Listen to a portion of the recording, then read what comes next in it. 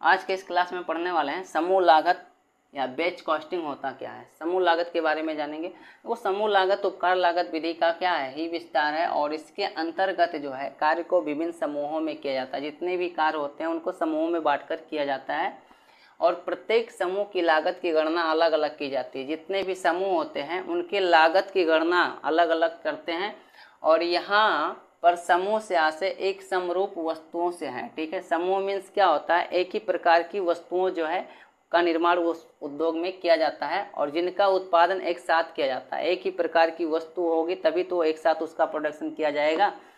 ठीक है, और प्रत्येक लोट या समूह को एक विशिष्ट नंबर या कोड दिया जाता है। ठीक है, जितने भी समूह होते हैं वस्तुओं का प्रोडक्शन करने वाले उनको एक नंबर दे दिया जाता है या कोड दे दिया जाता है। जैसे कोई सिरप खरीदते हैं, खांसी का, सर्दी जुकाम बुखार का टेबलेट होता है तो उन पर लिखा होता है बैच नंबर फला। जिस बैच में उसको तैयार किया जाता है उस बैच का नंबर उस पर डाला रहता है।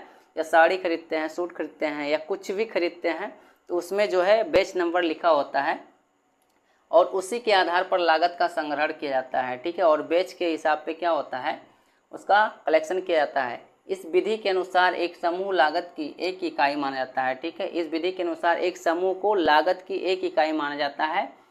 मतलब एक यूनिट, एक समूह को एक यूनिट मानते हैं। हजारों समूह होते हैं प्रोडक्शन कंपनी में तो उसमें एक समूह को एक यूनिट माना जाता है और उसी के आधार पर जो है लागत की गणना की जाती है और उसी के आधार पर जो है कितना कॉस्ट लगेगा एक यूनिट को बनाने में उसकी गणना की जाती है। और समूह लागत विधि का उपयोग, देखो समूह लागत विधि का उपयोग किस किस उद्योग में किया जाता है। देखो समूह लागत विधि का उपयोग जो है औषधि दवाई बनाने में, मेडिसिन जो बन कर आती हैं, टेबलेट हम खाते हैं सर्दी जुकाम बुखार खांसी का, कुछ भी मेडिसिन हो गया औषधि में, वहाँ पर बैच नंबर डाला रहेगा। तैयार वस्त्र हो गया, वस्त्र पर भी लिखा रहता है। जूते एवं चप्पल उद्योग में समूह लागत का प्रयोग करते हैं। नट एवं बोल्ट उद्योग में करते हैं। स्पेयर पार्ट्स उद्योग में करते हैं। टीवी में प्राइस जो होता है उस पर लिखा होता है। घड़ी बनाने के उद्योग में करते हैं। इत्यादि उद्योगों में इसका प्रयोग किया जाता है। ठीक है।